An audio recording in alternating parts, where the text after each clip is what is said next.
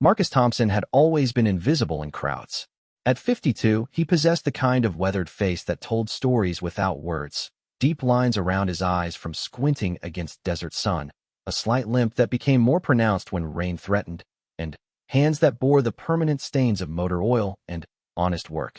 He moved through life with the quiet efficiency of someone who had learned to blend into backgrounds, to observe before acting, to speak only when necessary. The small town of Millfield, Colorado had become his refuge after 28 years of military service. Here, among the rolling hills and endless sky, he had found something resembling peace. The local garage where he worked as a mechanic suited him perfectly. Cars didn't ask questions, didn't thank him for his service with that particular look in their eyes, and certainly didn't treat him like some kind of walking memorial. Every morning, Marcus followed the same routine. Coffee at 5:30 a.m., black and strong enough to wake the dead. A quick scan of the local news on his phone, old habits from intelligence gathering that he couldn't quite shake. Then, the 15-minute walk to Thompson's Auto Repair, the business he had purchased 3 years ago with his retirement savings, and a small business loan that the banker had approved with surprising enthusiasm. The garage sat on the edge of town, a modest building with 2 bays and an office that smelled perpetually of coffee and WD-40. Marcus had painted it himself, a neutral beige that wouldn't offend anyone or draw unwanted attention. The sign outside was simple: Thompson's Auto Repair, honest work, fair prices. No military slogans, no references to service, nothing that would invite the conversations he had grown tired of having. His customers appreciated his straightforward approach. Mrs. Henderson brought her ancient Buick in monthly for mysterious rattles that Marcus always seemed to find and fix without unnecessary drama. The Ramirez family trusted him with their fleet of work trucks, knowing he wouldn't pad the bill or recommend repairs they didn't actually need. High school kids brought their first cars to him because word had spread that Marcus treated their vehicles and their modest budgets with respect.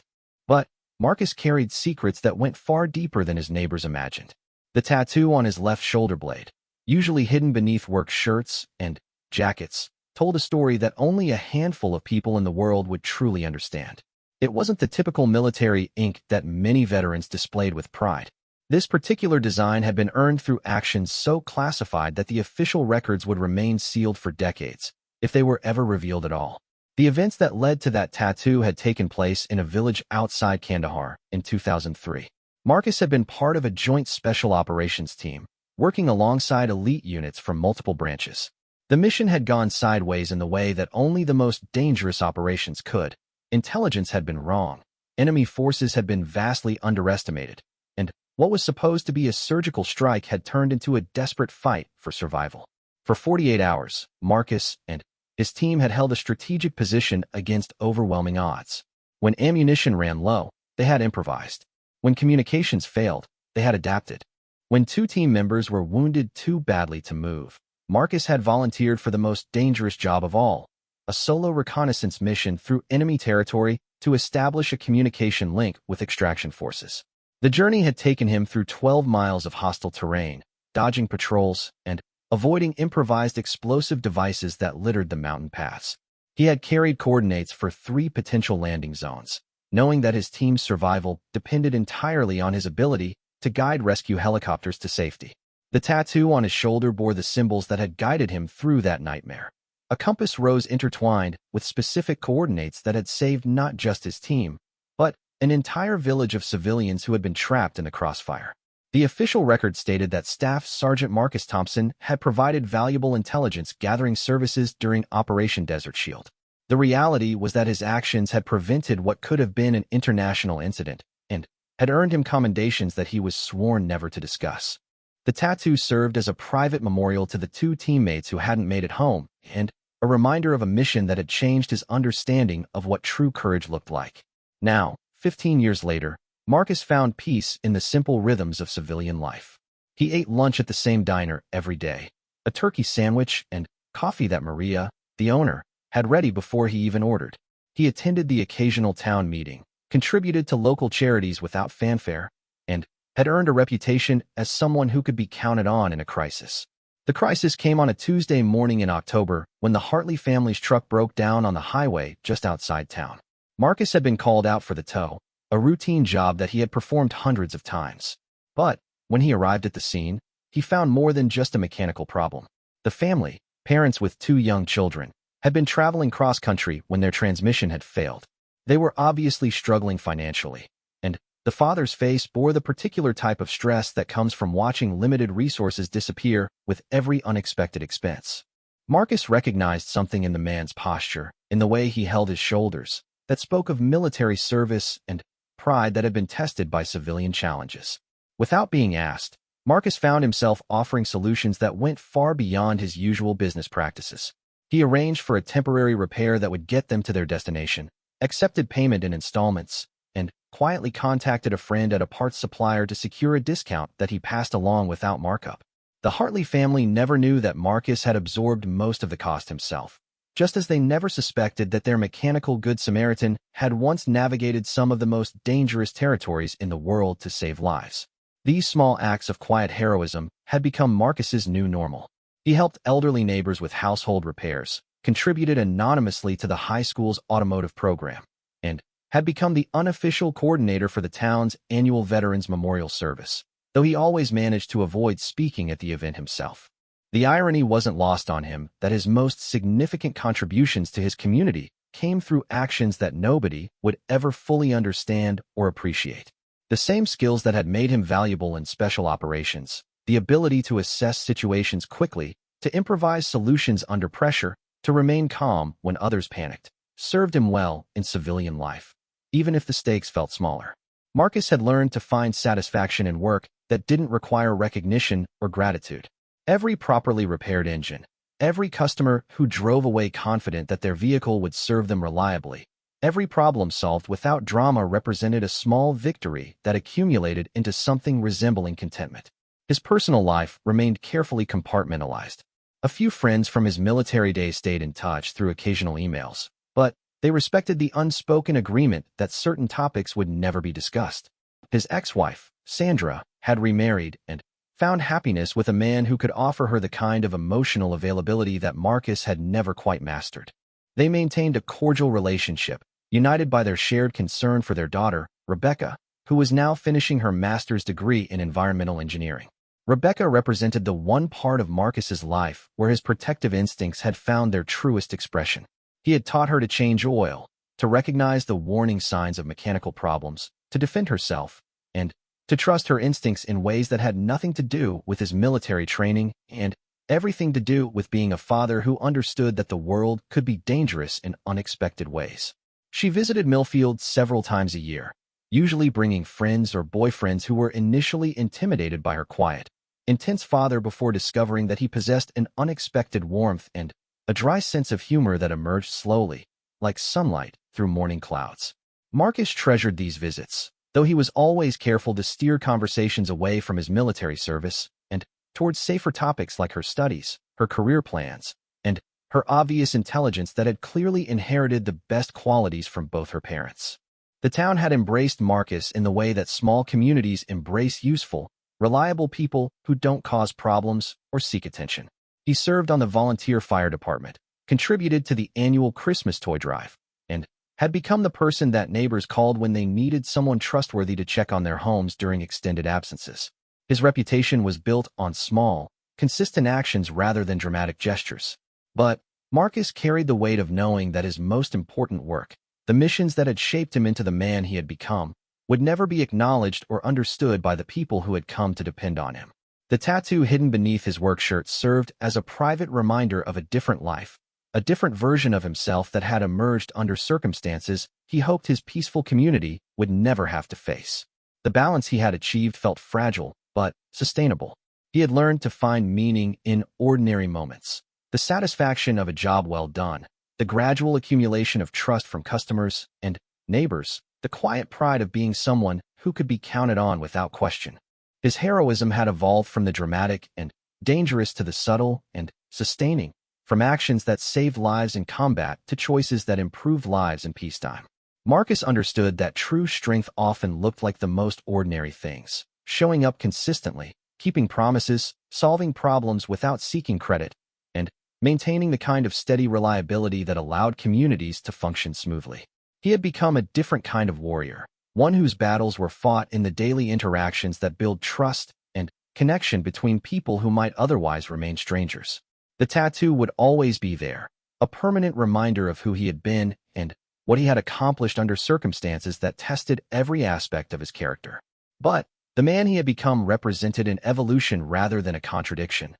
Someone who had learned to channel the same qualities that had made him effective in combat into the quieter, but no less important work of being a good neighbor, a reliable business owner, and a steady presence in a community that had given him the gift of anonymity and acceptance. As autumn deepened and the mountains surrounding Millfield began to show their seasonal colors, Marcus had settled into a rhythm that felt sustainable. His garage stayed busy with the routine maintenance that kept the town's vehicles running. His reputation for honest work continued to grow through word-of-mouth recommendations, and his personal life maintained the careful balance between connection and privacy that allowed him to function without constantly explaining or defending his past choices. The tattoo remained his secret, a symbol of extraordinary circumstances that had shaped him but no longer defined his daily existence. He had learned to be proud of his service without needing to display that pride publicly, to honor his fallen teammates through the way he lived rather than through conversations that inevitably led to questions he couldn't answer completely or honestly. Marcus Thompson had found his place in the world, a position that allowed him to contribute meaningfully to his community while protecting the privacy that had become essential to his peace of mind. He was just another veteran who had successfully transitioned to civilian life, a man whose greatest accomplishments were hidden beneath work shirts and measured in the accumulated trust of customers who depended on his expertise and integrity. Nobody in Millfield suspected that the quiet mechanic who fixed their cars and contributed to their community had once navigated through enemy territory to save lives, had earned commendations that would remain classified for decades, or carried a tattoo that represented one of the most successful special operations missions of his generation. Marcus preferred it that way, finding an anonymity of freedom that fame or recognition could never have provided. The stage was set for a life of continued service, different in scope, but identical in its commitment to doing what was right without seeking reward or acknowledgement. Marcus had learned to find heroism in ordinary moments, and his tattoo served as a private reminder that extraordinary circumstances sometimes created ordinary-looking people who carried extraordinary stories beneath their everyday appearances. His story was far from over, but for now, it was enough to be Marcus Thompson, mechanic and neighbor, a man whose greatest strength lay in his ability to help others without needing them to understand the full scope of what that help truly meant. Lieutenant Sarah Chun had been driving for 18 hours straight when her motorcycle began making the ominous grinding sound that every rider dreads. The sleek black Honda had carried her from San Diego to Colorado without complaint, but somewhere between Denver and the small town that her GPS indicated was called Millfield, the transmission had begun protesting the long journey and the mountain elevation changes. Sarah pulled into the first service station she could find, a modest building that looked like it had been serving the community for decades. The sign outside read, Thompson's Auto Repair, and despite her fatigue, she felt the automatic assessment that came from years of military training. The building was well maintained, the parking area clean, and the overall impression suggested competence and attention to detail. At 28, Sarah represented the newest generation of elite military operators. As one of the first women to complete Navy SEAL training, she had endured scrutiny and challenges that went far beyond the already extreme demands of the program. Every mission, every training exercise, every moment of her military career had been conducted under the assumption that failure would not just reflect on her personally, but would be used as evidence that women didn't belong in special operations. She had not just survived that pressure, she had excelled under it. Her personnel file contained commendations for operations that remained classified, performance evaluations that consistently placed her in the top 5% of her peer group, and recommendations from commanding officers who had learned to appreciate capabilities that transcended traditional assumptions about gender and combat effectiveness. The motorcycle trip had been her first extended leave in 3 years. Sarah had started in San Diego, planning to visit family in Chicago before reporting to her new assignment at Coronado. The journey was intended as a decompression period, a chance to process the intensity of recent deployments and to reconnect with the civilian world that sometimes felt increasingly foreign after extended periods of military immersion. But the breakdown had occurred at exactly the wrong moment. She was scheduled to report for duty in 48 hours, and her motorcycle represented not just transportation, but a crucial part of her identity. The Honda had been her companion through everything from weekend rides along the California coast to cross-country journeys that helped her maintain the mental balance necessary for her demanding career. Sarah dismounted and removed her helmet, revealing short black hair and features that reflected her mixed Chinese and Irish heritage. She wore civilian clothes, jeans, boots, and a leather jacket that concealed both her exceptional physical conditioning and the small arsenal of defensive tools that she carried out of habit rather than necessity. To any casual observer, she appeared to be just another motorcyclist dealing with mechanical problems. The garage bay doors were open, and she could hear the sounds of someone working beneath a vehicle. Sarah approached carefully, her training automatically cataloging potential threats and escape routes while her rational mind reminded her that she was in small-town Colorado, not a combat zone. "Excuse me," she called out, projecting her voice clearly without shouting. Marcus rolled out from beneath a pickup truck, wiping his hands on a rag that had clearly seen considerable use. His first impression was of competence. The woman standing in his garage carried herself with the particular type of confident alertness that he recognized immediately, even though she was dressed as a civilian. "What can I do for you?" Marcus asked, standing and noting the motorcycle parked outside. His assessment was automatic and professional, mid-20s, excellent physical condition, aware of her surroundings in a way that suggested training rather than paranoia. "I think I'm having transmission problems," Sarah explained, gesturing toward the Honda. "Started about 50 miles back, getting worse. I need to be in California tomorrow night." Marcus nodded and walked outside to examine the motorcycle. His inspection was thorough but efficient, checking obvious potential problems before asking Sarah to start the engine so he could listen to the sounds the transmission was making.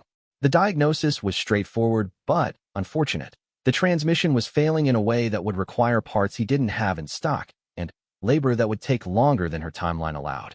"I can fix it," Marcus said finally, "but I need to order parts from Denver, and even if they arrive tomorrow morning, you're looking at a full day's work, maybe more." Sarah felt the familiar frustration of plans being disrupted by circumstances beyond her control. Her military training had taught her to adapt quickly to changing situations, but the timing of this breakdown created complications that went beyond simple inconvenience. "Is there anywhere in town I can rent a vehicle?" she asked, already beginning to formulate backup plans. "Not really," Marcus admitted.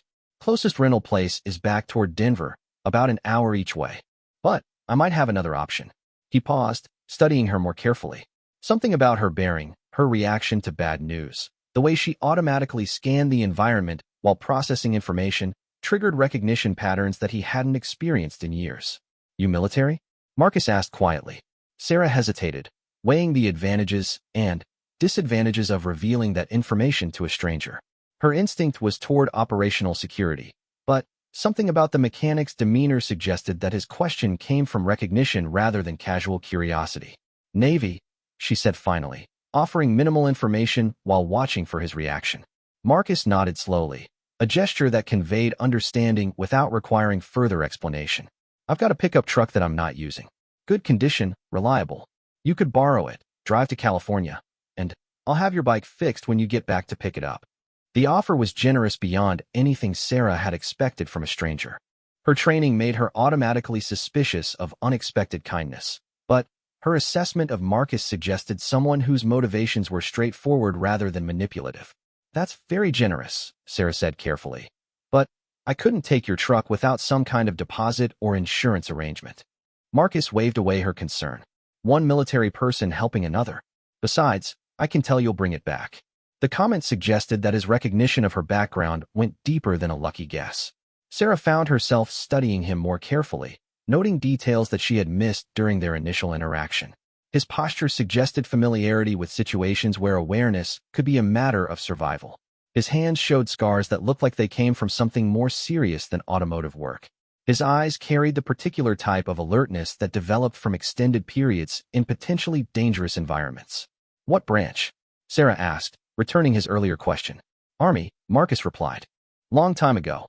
The exchange established a foundation of mutual recognition without requiring either of them to reveal information they preferred to keep private. Sarah appreciated that Marcus hadn't pressed for details about her service, just as she respected his obvious preference for keeping his own military experience in general terms. Marcus led her to a red Ford pickup truck parked behind the garage. The vehicle was clearly well-maintained, with recent tires and the kind of mechanical attention that suggested an owner who understood the importance of reliability. "Keys are in it," Marcus said, opening the driver's door to show her the controls. "GPS is up to date. Maintenance records are in the glove compartment. Just bring it back when you can." Sarah felt herself relaxing slightly in response to Marcus's straightforward approach. No complicated paperwork, no lengthy explanations, just one veteran helping another with the kind of practical assistance that could make the difference between mission success and failure. "I really appreciate this," Sarah said, meaning it. "How do I reach you when I'm ready to come back?" Marcus handed her a business card that was as simple and direct as everything else about his operation. "Cell number's on there. Text me when you're heading this way, and I'll have your bike ready." As Sarah transferred her gear from the motorcycle to the truck, she felt Marcus watching her with the same professional assessment that she had applied to him. Her movements were efficient and economical, her gear was organized and secured in ways that reflected military training, and her obvious comfort with weapons and tactical equipment suggested a background that went beyond standard military service. When she removed her jacket to store it properly, the motion revealed more of her physical conditioning than her civilian clothes had suggested. Sarah was built like an athlete, with the kind of functional strength that came from training designed for real-world application rather than cosmetic purposes. But it was when she turned to secure her gear that Marcus caught sight of something that made him freeze.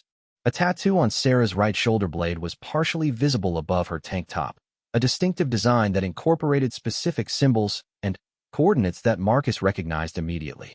The tattoo was nearly identical to his own, differing only in the specific coordinates that marked different mission parameters. But the central design, the particular combination of symbols that indicated participation in joint special operations activities, was unmistakable. Sarah noticed his reaction and turned to see what had caught his attention. When she realized that he was staring at her tattoo, her automatic response was to cover it. But something about the expression on Marcus's face stopped her.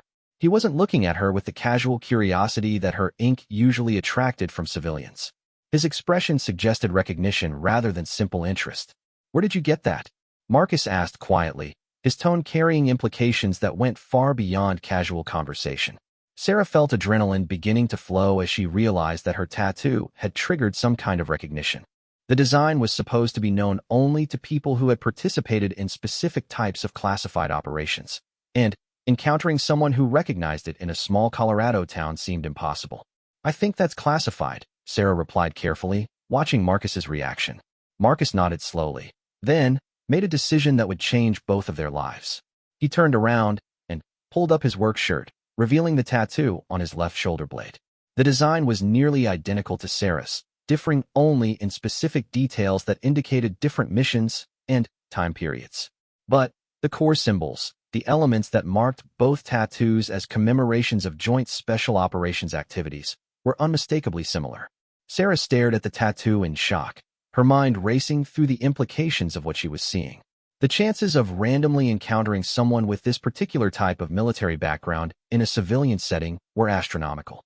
The fact that he was working as a mechanic in a small town raised questions about whether this meeting was truly coincidental. "What unit?" Sarah asked, her voice taking on the tone she used for tactical communications. "That's classified," Marcus replied, echoing her earlier response, but with a slight smile that suggested he understood the significance of what was happening. The two veterans stood looking at each other, both recognizing that they had stumbled into something far more complex than a simple automotive repair situation. Their tattoos represented participation in operations that most people would never know had occurred, missions that had been successful precisely because they remained secret and because the people who had carried them out were able to disappear back into ordinary life afterward. Sarah felt her perception of the situation shifting dramatically. The helpful mechanic who had offered to loan her his truck was clearly much more than he appeared. The question was whether his presence in this particular place at this particular time represented coincidence or something more deliberate. Marcus was experiencing his own version of the same realization. The young woman who had walked into his garage with motorcycle problems was obviously an active-duty special operations soldier, someone whose current missions might well be related to the types of activities that had earned him his own tattoo years earlier. "We should probably have this conversation somewhere private," Marcus said, glancing around the garage as if suddenly, aware that their exchange might be overheard. Sarah nodded, her training asserting itself as she considered the security implications of their situation. If Marcus was who his tattoo suggested he was, then their meeting represented either an incredible coincidence or evidence of intelligence-gathering activities that she needed to understand and evaluate. "Your place?" Sarah asked, making the assumption that someone with Marcus's apparent background would have chosen his living situation with security considerations in mind. Marcus locked the garage and led Sarah to his truck, which he had parked behind the building in a position that offered good visibility in all directions while remaining out of sight from the main road. As they drove through the small town toward his house, both veterans remained silent, each processing the implications of what had just been revealed. Marcus's house was located on 5 acres outside town, positioned to provide excellent sight lines while remaining isolated enough for conversations that required privacy. The building itself was modest, but clearly had been chosen or modified with security in mind, good visibility, multiple exit routes, and the kind of strategic positioning that suggested professional rather than casual thinking about potential threats. As they sat in Marcus's kitchen, both veterans found themselves in the unusual position of meeting someone whose background was clearly similar to their own but whose specific experience remained unclear. The tattoos had established mutual recognition, but the details of their respective service remained protected by security clearances and operational requirements that neither was prepared to violate. "So," Sarah said finally, "this is interesting." Marcus poured coffee for both of them, using the time to consider how much he was willing to reveal about his background. The woman sitting across from his kitchen table was clearly an active-duty special operations soldier, someone whose current missions might be related to activities he had been involved in years earlier. The question was whether their meeting represented opportunity or threat. "Yeah," Marcus agreed, sitting down across from her.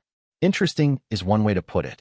The conversation that followed would determine whether two veterans with extraordinary backgrounds could trust each other enough to reveal the stories that their tattoos represented, or whether they would maintain the operational security that had kept them alive through missions that most people would never know had occurred.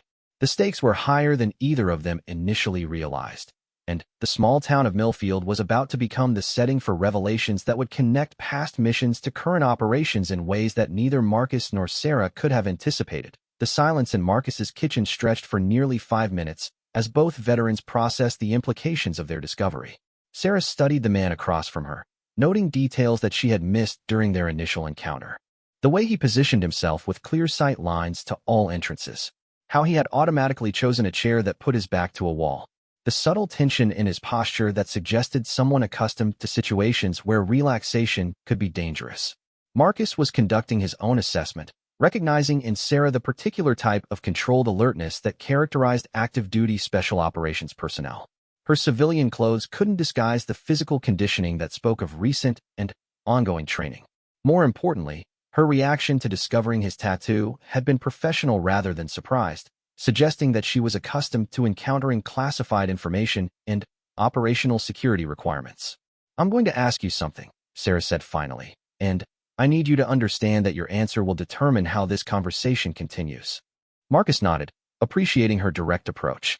"Are you currently involved in any activities related to your military service?" Sarah asked, her tone carrying the weight of someone who needed accurate information to make critical decisions. The question was more complex than it appeared on the surface. Marcus understood that she was asking whether he was active in intelligence gathering, consulting work, or any other activities that might connect his past military experience to current operations.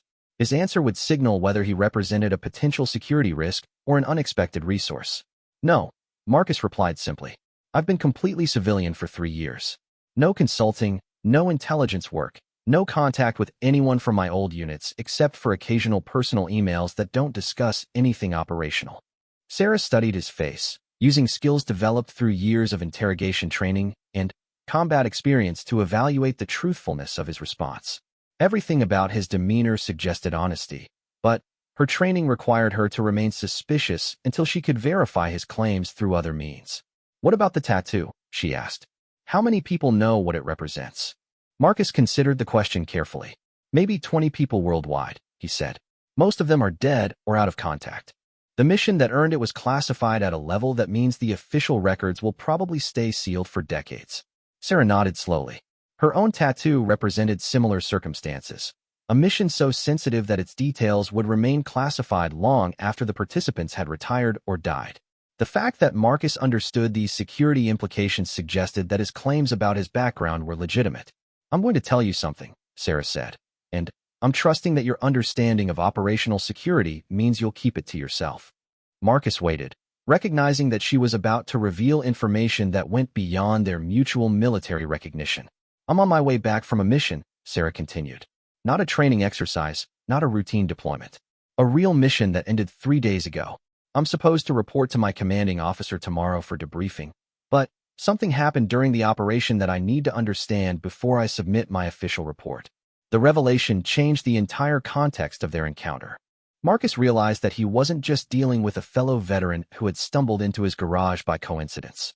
Sarah was an active-duty special operations soldier who had just completed a mission and was dealing with information or experiences that had created complications requiring private resolution. "What kind of something?" Marcus asked, his tone shifting to the professional register he had used during his own active-duty years. Sarah hesitated, weighing the risks of revealing operational details to someone she had met hours earlier against the potential value of getting advice from someone with relevant experience. The tattoo on Marcus's shoulder suggested that he had dealt with situations similar to what she was currently facing. "During the mission, we encountered evidence of an operation that should have been impossible," Sarah said carefully. Intelligence that suggested someone with access to highly classified information was providing details about special operations activities to people who definitely shouldn't have that knowledge. Marcus felt a familiar chill as he recognized the type of situation Sarah was describing. Intelligence leaks within special operations communities represented the worst possible security scenarios, threats that could compromise not just current missions, but the safety of soldiers who had participated in classified activities years earlier. "What kind of evidence?" Marcus asked, his mechanic's demeanor giving way to the focused intensity that had characterized his military persona. Sarah reached into her jacket and withdrew a smartphone, scrolling through encrypted files until she found the information she was looking for. The screen showed photographs of documents that clearly originated from classified sources, mission reports, personnel files, and operational details that should have been accessible only to people with specific security clearances. "These were found in a location where they absolutely should not have existed," Sarah explained, holding the phone so Marcus could see the images. The person who had them claimed he had purchased the information from someone who said he was a retired special operations soldier looking to make money from his military experience. Marcus studied the documents, his expression growing increasingly grim as he recognized the types of information that were being compromised. The files contained not just mission details, but personal information about soldiers who had participated in classified operations, names, photographs, service records, and operational histories that could be used to identify and target people who believed their military service had been safely compartmentalized. "Did you recover all the copies?" Marcus asked, understanding the critical importance of containing this type of intelligence leak. "We think so," Sarah replied. But the person who was selling the information claimed he had received it from multiple sources. He said there was a network of former military personnel who were monetizing classified information through private contractors and foreign intelligence services. The implications were staggering. If Sarah's information was accurate, then there was an organized effort to compromise special operations security that went far beyond isolated incidents of individual soldiers violating their security clearances. Such a network could threaten the safety of hundreds of veterans who had participated in classified missions and assumed that their service records would remain protected. Marcus stood and walked to his kitchen window, looking out at the peaceful landscape that surrounded his property while processing the information Sarah had shared. The quiet life he had built in Millfield suddenly felt fragile, vulnerable to threats that he had assumed were safely buried in his past. "Have you reported this to your chain of command?" Marcus asked, turning back to face Sarah. "That's the problem," Sarah admitted. "The information we recovered included details about operations that I know were compartmentalized beyond my security clearance level. Someone with access to those files would have to be fairly high up in the intelligence community. I'm not sure who I can trust with this information until I understand more about how extensive the compromise might be." Marcus recognized the classic special operations dilemma: how to report intelligence that suggested corruption or compromise within your own organization without alerting the very people who might be responsible for the problem. Sarah's caution was not just appropriate, but essential to her own safety and the integrity of any investigation that might result from her discoveries. "What's your plan?" Marcus asked, settling back into his chair and adopting the collaborative tone he had used during mission planning sessions years earlier. "I need to verify some of the information independently before I decide who to trust with my report," Sarah explained. "Some of the compromised files reference operations that occurred before I was even in the military. I need to find someone who participated in those missions who can confirm whether the intelligence in these documents is accurate and complete." Marcus felt pieces of a puzzle beginning to align in ways that made him deeply uncomfortable. The time frame Sarah was describing coincided with his own most sensitive military service, and the types of operations being referenced matched activities he had been involved in during his final years of active duty. "Can you show me more specific details?" Marcus asked, though he suspected he already knew what he would find. Sarah scrolled through additional files on her phone, revealing mission reports and personnel records that made Marcus's blood run cold. There, among the compromised documents, were details from the operation that had earned him his tattoo, the 48-hour mission outside Kandahar that had saved his team and prevented an international incident. The file contained not just operational details, but personal information about every team member, including photographs, service records, and post-military contact information that was supposed to be classified indefinitely. Marcus saw his own face staring back at him from Sarah's phone screen, along with details about his current location and business that should have been impossible for anyone outside official intelligence channels to obtain. "That mission," Marcus said quietly, pointing to one of the documents on Sarah's phone. "I was there." Sarah looked up sharply, studying Marcus's expression as she realized that their encounter had moved far beyond coincidence.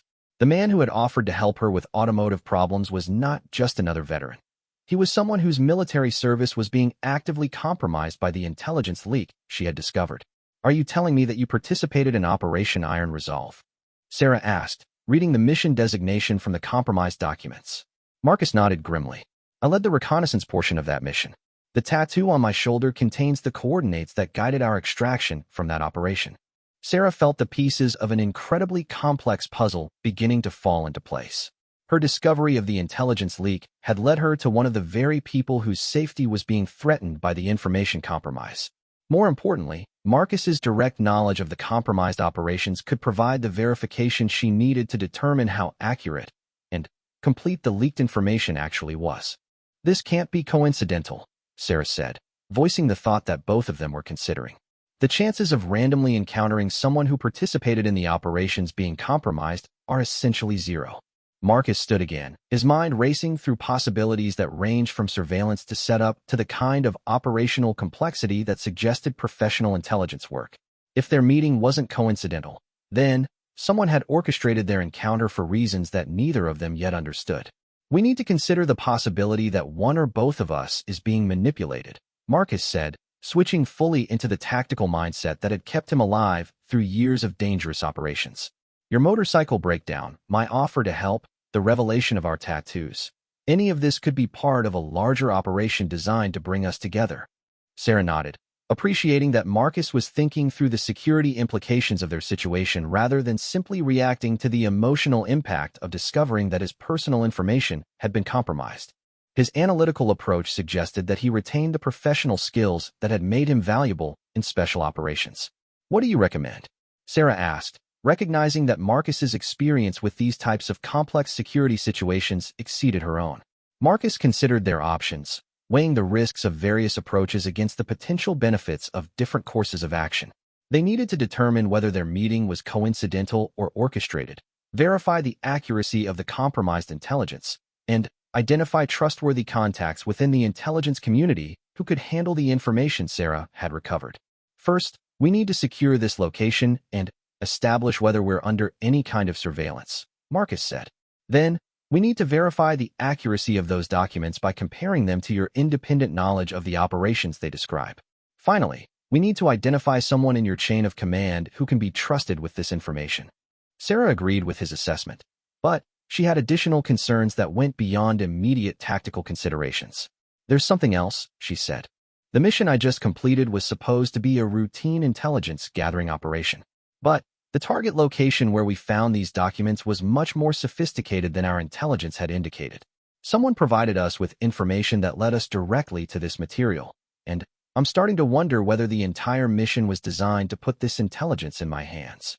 The possibility that Sarah had been deliberately maneuvered into discovering the compromised files added another layer of complexity to their situation. If her mission had been orchestrated to reveal the intelligence leak, then someone with significant resources and access was working to expose the network of people who were selling classified information. Marcus recognized that they were dealing with a situation that required resources and expertise that exceeded what either of them could provide independently. But identifying trustworthy allies in a situation where the compromise appeared to extend into official intelligence channels would require careful planning and considerable caution. How much time do we have before you're required to report? Marcus asked, beginning to formulate a plan that would allow them to verify the intelligence and identify appropriate contacts within Sarah's organization. About 36 hours, Sarah replied. I can probably buy another day or two by claiming vehicle problems, but beyond that, my absence will start generating questions that I might not be able to answer satisfactorily. Marcus nodded, calculating the time they would need to conduct proper verification of the compromised intelligence and establish contact with trustworthy elements within the special operations community. We can work with that timeline, he said. But we're going to need help from people with current access to classified systems and the ability to verify information independently. As the sun began to set over the Colorado mountains, two veterans found themselves planning an operation that would determine not only their own safety, but potentially the security of hundreds of soldiers whose classified service had made them targets for people who were willing to sell military secrets to the highest bidder. The quiet garage mechanic and the active duty SEAL were about to discover that their military service had created connections that extended far beyond their individual experiences, and that the skills they had developed in combat would be essential to protecting a community of veterans whose extraordinary service had remained hidden until someone decided that their secrets were worth more than their safety. Marcus spent the next hour conducting a systematic security sweep of his property while Sarah established encrypted communications with contacts she trusted within the special operations community. The sweep revealed no evidence of surveillance equipment, but Marcus found indicators that his property had been observed recently. Tire tracks that didn't match his vehicles, footprints in areas where legitimate visitors had no reason to go, and disturbances in the natural patterns that he had learned to monitor during his years of living alone. Someone's been watching this place, Marcus reported as he rejoined Sarah in his kitchen. Professional surveillance, but they were careful not to leave obvious traces. The observation posts were chosen by someone who understands how to minimize detection. Sarah looked up from her encrypted smartphone, her expression troubled. I've been in contact with my immediate commanding officer, she said. He's confirming details about my current mission, but he's also asking questions that suggest someone has been asking about me specifically. The implications were clear. Their encounter was generating attention from people who had reasons to monitor their activities. Whether that attention represented protective oversight or hostile surveillance remained to be determined. Marcus activated a communications system that he had installed but hoped never to use, a military-grade encrypted satellite link that connected directly to emergency contacts within the intelligence community. The system represented his insurance policy against situations where his past military service might make him a target for people who knew too much about classified operations. I'm reaching out to my former commanding officer, Marcus explained as he initiated the connection. He's retired now, but he maintains relationships with people who can verify the accuracy of the information you recovered and identify whether our situation represents legitimate intelligence work or something more dangerous. The response came within minutes, but it wasn't from Marcus's former commanding officer. Instead, a voice he didn't recognize came through the encrypted link, identifying himself as someone authorized to speak on behalf of Marcus's former unit. Mr. Thompson, the voice said, we've been expecting your call. We're aware of Lieutenant Chen's discovery and the implications for personnel who participated in the operations referenced in the compromised files. We need to meet with both of you as soon as possible to coordinate a response to this security breach. Sarah moved closer to the communication device, her expression shifting to the focused alertness that characterized her operational mode. This is Lieutenant Chen, she said. I need verification of your identity and authority before I'm willing to discuss classified information with someone I don't recognize. The response demonstrated both the legitimacy and the urgency of their situation. Lieutenant, you completed SEAL training at Coronado in 2019, graduating second in a class of 43. Your most recent mission involved infiltration of a compound in Syria where you recovered documents that should never have been outside official channels. Your tattoo commemorates your participation in Operation Silent Thunder, a joint mission with British SAS that resulted in the elimination of a terrorist cell planning attacks on civilian targets in Western Europe. Sarah felt her carefully maintained operational security evaporating as the unknown contact demonstrated detailed knowledge of her background that should have been accessible only to people with the highest security clearances. "Who are you?" she asked directly. "I represent a joint task force that has been investigating the sale of classified information by former military personnel," the voice replied. "The documents you recovered are part of a larger intelligence operation designed to identify and neutralize a network that has been compromising special operations security for more than 2 years." Marcus and Sarah exchanged glances, both recognizing that their situation had suddenly expanded beyond anything they had initially understood. They weren't just dealing with an isolated intelligence leak. They had become participants in an ongoing counterintelligence operation. "What do you need from us?" Marcus asked, his tone shifting to the professional register he had used during his most serious military operations. "We need Lieutenant Chun to continue with her scheduled debriefing as if nothing unusual has occurred," the contact explained. "The information she recovered will be reported through normal channels, but she will also provide additional details to our task force that will help us trace the source of the leaked information." Sarah felt the familiar tension that accompanied operations where the full scope of objectives remained unclear. "And Mr. Thompson?" she asked. "Mr. Thompson will be relocated temporarily while we determine whether his current location has been compromised by the intelligence leak. The documents you recovered included his address and business information, which means he may be at risk from the same people who have been selling classified information." Marcus felt a cold anger beginning to build as he realized that his carefully constructed civilian life was being threatened by people who viewed military secrets as commodities to be bought and sold. The peace he had found in Millfield, the relationships he had built with customers and neighbors, the simple satisfaction of honest work, all of it was potentially at risk because someone had decided that his service record was worth more than his safety. "How long?" Marcus asked. "We estimate 2 weeks to complete the operation," the contact replied. "Possibly longer if the network proves to be more extensive than our current intelligence indicates." Sarah understood the personal cost that such disruption represented for Marcus. She had seen other veterans struggle with situations where their military past intruded unexpectedly into civilian lives they had worked hard to build. "What kind of support will he receive?" Sarah asked, her question reflecting both professional concern and personal empathy for someone whose situation paralleled challenges she might face in her own eventual transition to civilian life. "Full support," the contact assured them.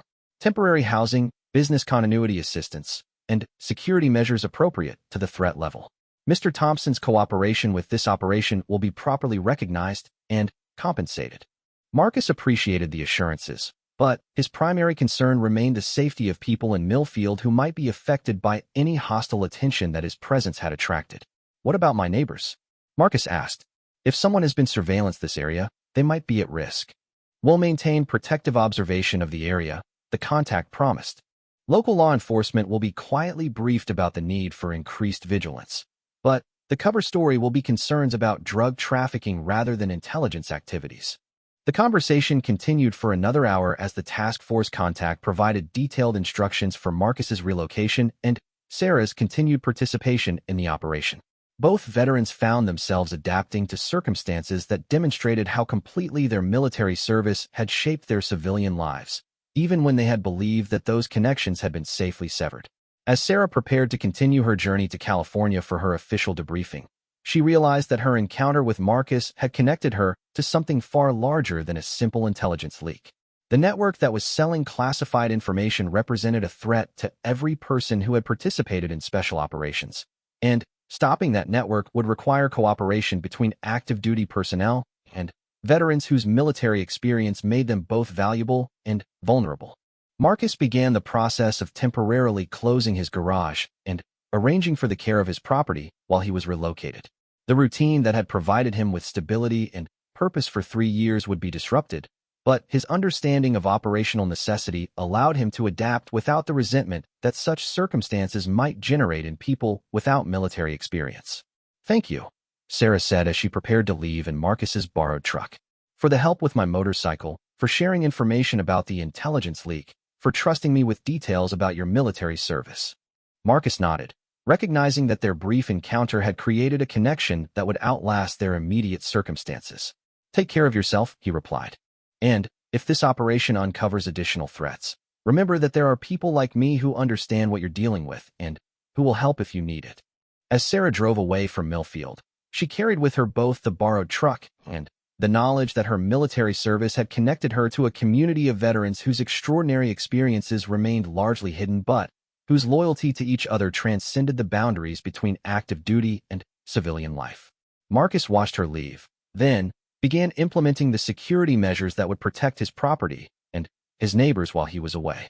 His transition from civilian mechanic back to operational mode was seamless, demonstrating that some aspects of military training never truly disappeared, even when they remained dormant for years.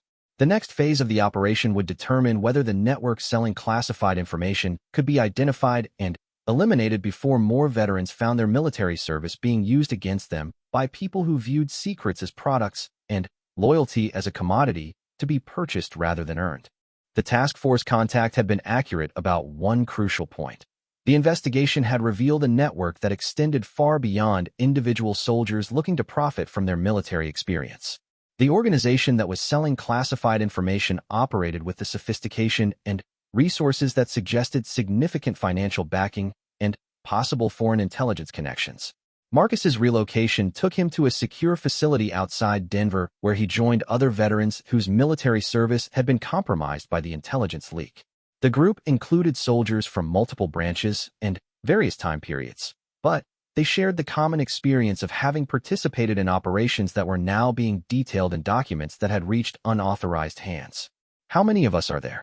Marcus asked the task force coordinator during his initial briefing. "We've identified more than 300 personnel whose information has been compromised," came the sobering reply. "The network has been operating for at least 2 years, systematically collecting and selling information about special operations that most people assumed would remain classified forever." Marcus felt sick as he realized the scope of the betrayal.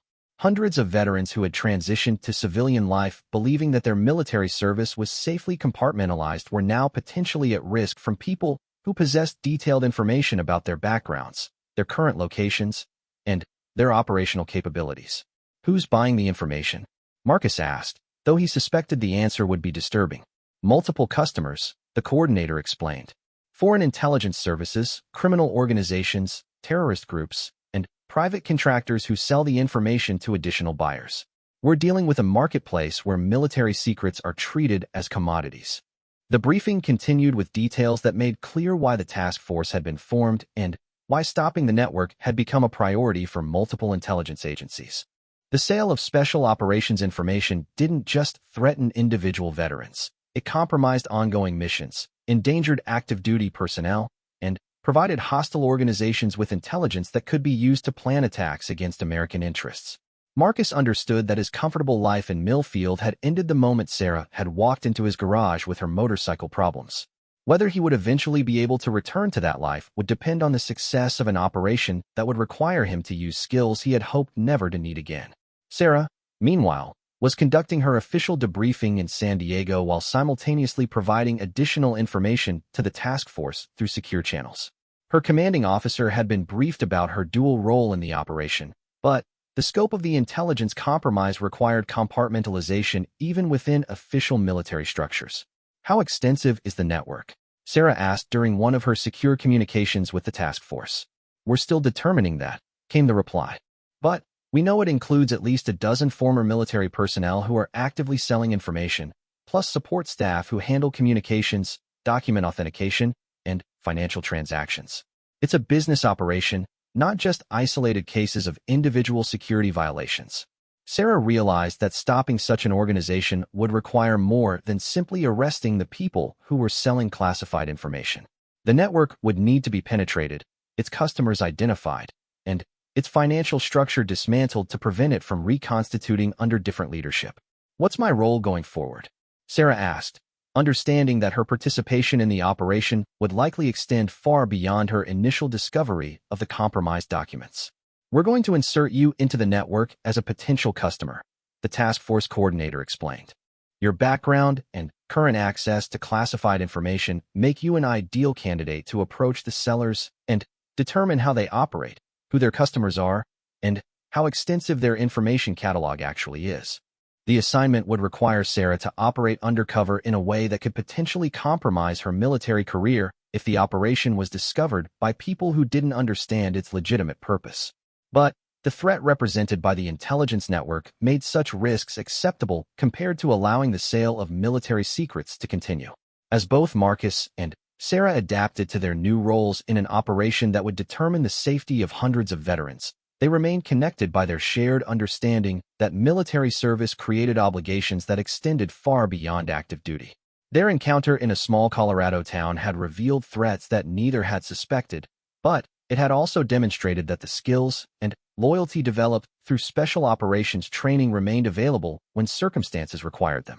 The network that was selling their secrets would discover that the veterans they were exploiting retained both the capability and the determination to protect themselves and each other, regardless of the personal costs that such protection might require. 6 weeks after their chance encounter in Millfield, Sarah found herself in a nondescript office building in Virginia, preparing for the most dangerous phase of the operation. Her undercover approach to the intelligence network had been successful. She had convinced the sellers that she was a disgruntled active-duty soldier looking to supplement her income by providing information about current military operations. The network's sophistication had exceeded even the task force's estimates. Rather than operating as a loose collection of individual sellers, the organization functioned like a professional intelligence service, with specialized roles, security protocols, and quality control measures that ensured the information they sold was both accurate and valuable to their customers. Marcus had spent the intervening weeks working with task force analysts to verify the accuracy of compromised documents and identify patterns that might reveal how the network obtained its information. His analysis had uncovered disturbing evidence that the sellers had access not just to historical records but to current intelligence about ongoing operations and the personnel involved in them. They're not just selling old mission reports, Marcus explained during a secure video conference with Sarah and the task force leadership. They have real-time access to personnel databases, mission planning documents, and operational schedules. Someone inside official channels is feeding them current information. The discovery that the network included an active insider with high-level access had escalated the operation to the highest levels of military and intelligence leadership. Rather than simply arresting the known sellers, the task force had been authorized to conduct a complex penetration operation designed to identify the source of the ongoing intelligence leak.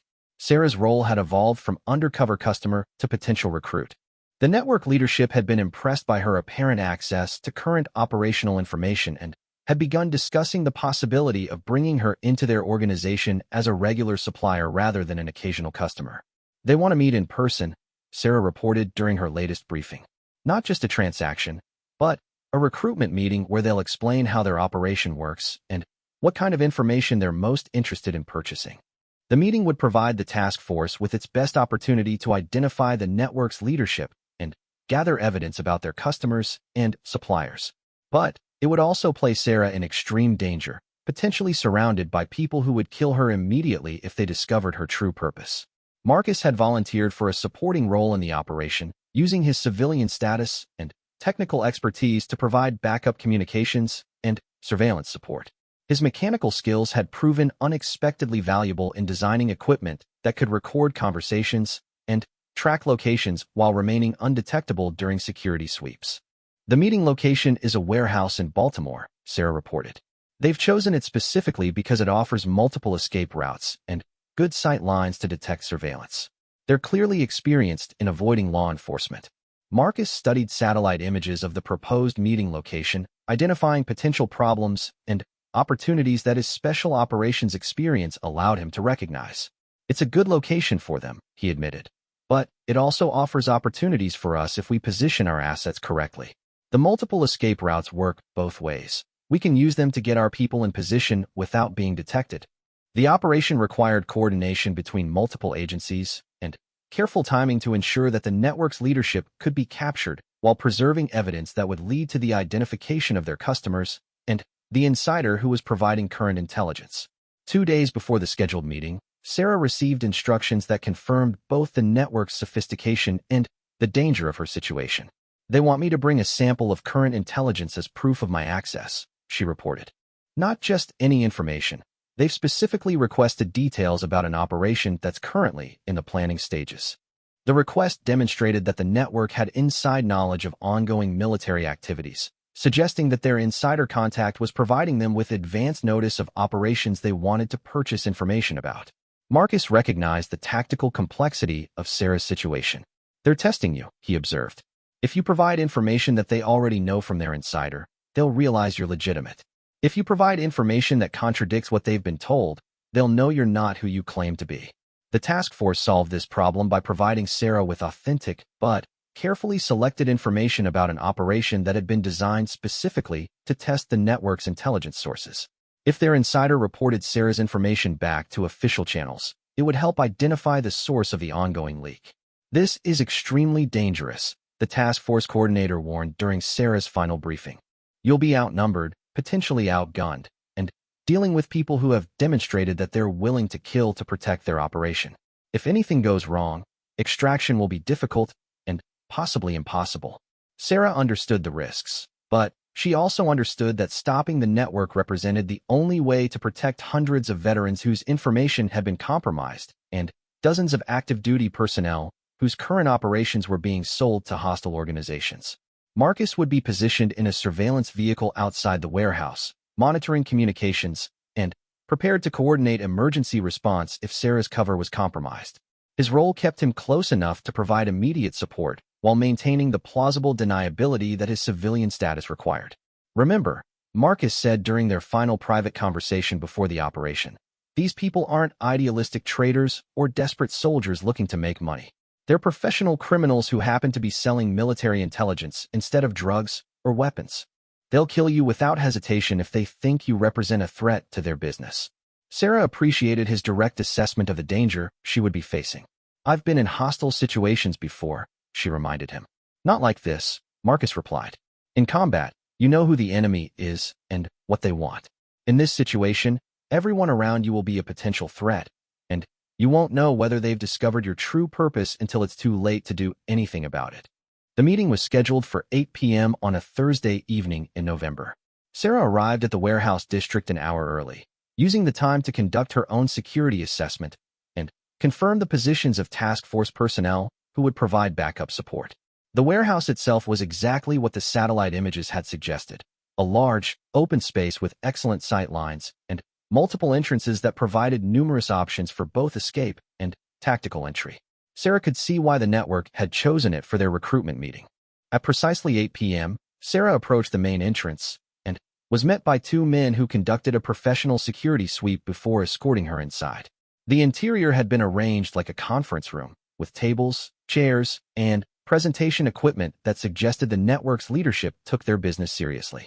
Marcus monitored Sarah's progress through concealed communications equipment while coordinating with task force personnel who were positioned around the warehouse perimeter. Everyone understood that the next few hours would determine whether the operation succeeded in dismantling the network or resulted in a catastrophic failure that could cost Sarah her life.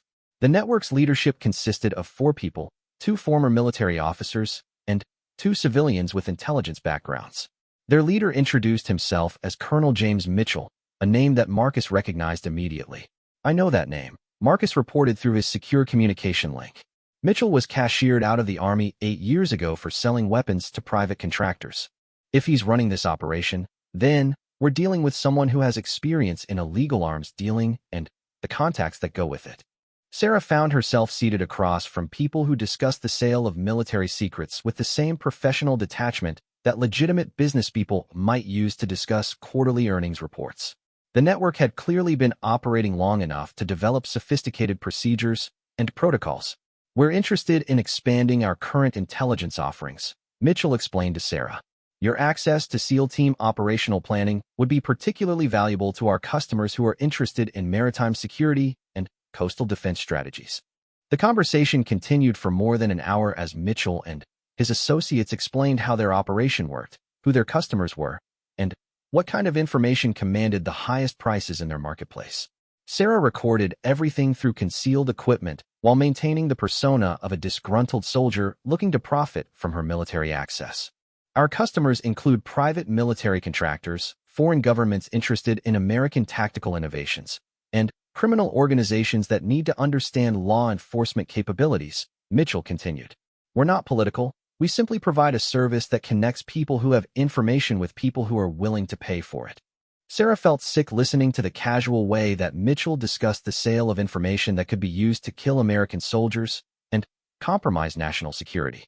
But she maintained her cover, asking appropriate questions and expressing interest in becoming a regular supplier. The turning point came when Mitchell mentioned their insider contact within official intelligence channels.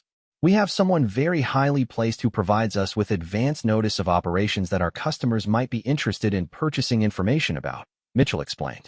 It allows us to be proactive rather than reactive in our intelligence gathering. Sarah recognized that this was the moment when she might learn the identity of the insider who had been providing the network with current intelligence. But she also realized that pushing too hard for that information might compromise her cover. Marcus, monitoring the conversation from outside, recognized the same tactical dilemma. Be careful, he advised through Sarah's concealed communications device. They're giving you information because they want to recruit you. But if they think you're too curious about their operations, they'll become suspicious. The breakthrough came when Mitchell received a phone call that he answered in front of Sarah, apparently confident that she had already committed to joining their organization. Yes, sir, Mitchell said into his phone. The operation in Syria has been moved up by 48 hours. We'll need current intelligence about the team composition and extraction procedures. Our customer is willing to pay premium rates for real-time updates. Sarah realized that she was listening to Mitchell receive information about an operation that she knew was scheduled to begin in 3 days. The insider contact was providing advance notice about a mission that could result in American casualties if the information was sold to hostile organizations. Marcus, listening through the surveillance equipment, immediately began coordinating with task force leadership to identify which Syria operation Mitchell was referencing and who had access to the scheduling changes he had mentioned. We need to end this now, Marcus advised. They're about to sell information that could get people killed. Sarah made the decision that would determine the success or failure of the entire operation. Rather than maintaining her cover until the planned conclusion of the meeting, she activated the emergency signal that would bring task force personnel into the warehouse immediately. This is Sarah Chun, United States Navy, she announced, standing and revealing the weapon she had concealed beneath her jacket. You're all under arrest for violations of the Espionage Act and conspiracy to provide aid to foreign organizations. The next few minutes involved the kind of close-quarters combat that both Sarah and Marcus had trained for throughout their military careers. The network leadership had been prepared for the possibility of law enforcement action, and they responded with automatic weapons and tactical equipment that suggested significant resources and professional training. Marcus coordinated the entry of task force personnel through multiple warehouse entrances while providing real-time intelligence about the positions and movements of everyone inside the building. His civilian status prevented him from participating directly in the tactical operation, but his communications support proved crucial to the success of the assault. When the shooting stopped 15 minutes later, Mitchell and 2 of his associates had been killed while resisting arrest, while the 4th member of the leadership team had been captured alive. More importantly, the task force had secured computers and documents that contained detailed records of the network's operations, customer lists, and financial transactions. The captured information led to the identification of the insider who had been providing current intelligence, a senior analyst within the Defense Intelligence Agency who had been selling information for more than 3 years. His arrest 2 days later effectively ended the network's ability to access current operational information. Over the following weeks, the task force used the captured intelligence to identify and arrest more than 40 people involved in purchasing classified information, including representatives of 3 foreign intelligence services and 2 terrorist organizations that had been planning attacks against American targets. Sarah returned to active duty with commendations that would remain classified, but with the satisfaction of knowing that her actions had protected hundreds of veterans and active duty personnel whose information had been compromised. Her encounter with Marcus in a small Colorado town had led directly to the dismantling of an organization that had threatened the security of every person who had participated in special operations. Marcus was able to return to Millfield and resume his life as a civilian mechanic. Though his experience with the intelligence network had reinforced his understanding that military service created connections and obligations that extended far beyond active duty. His garage reopened to the same customers who had trusted him before the operation, but he now possessed a deeper appreciation for the value of the ordinary life he had built. The tattoos that had led to their initial recognition continued to mark both veterans as participants in operations that would remain classified for decades. But their encounter had demonstrated that the symbols of extraordinary service could also serve as connections between people whose commitment to protecting others transcended the boundaries between military and civilian life. 6 months later, Sarah received orders for a new assignment that would take advantage of her demonstrated capabilities in undercover operations. Marcus received a letter from the Secretary of Defense thanking him for his contribution to national security, though the specific details of his assistance would remain classified indefinitely. Their brief partnership had ended a threat that could have continued for years, compromising the safety of veterans and active duty personnel whose extraordinary service had earned them the right to live without fear that their military secrets would be sold to their enemies. The quiet mechanic and the active duty SEAL had proven that the values and skills developed through special operations training remained available when circumstances required them, regardless of how much time had passed or how completely someone had transitioned to civilian life. Their tattoos would always mark them as participants in classified operations, but their actions had ensured that such service would remain a source of pride rather than vulnerability for the veterans who had earned the right to wear such symbols. In the end, justice had been served not through official channels or institutional responses, but through the willingness of 2 veterans to risk their own safety to protect a community of people whose extraordinary service had remained hidden until someone decided that their secrets were worth more than their lives. The network that had threatened them had been destroyed, and the veterans whose information had been compromised could continue their civilian lives with the confidence that their military service would remain safely compartmentalized. Marcus returned to his routine of fixing cars and contributing to his community, while Sarah continued her military career with the knowledge that she had successfully completed one of the most important missions of her service. Both carried with them the understanding that their encounter had been far more than coincidental, and that the obligations of military service sometimes required veterans to step forward and protect each other when official systems proved insufficient to address the threats they faced. Their tattoos remained symbols of classified operations, but they had also become markers of a successful mission that had protected hundreds of people whose extraordinary service deserved better than to become commodities in a marketplace where loyalty and sacrifice were bought and sold by people who understood neither.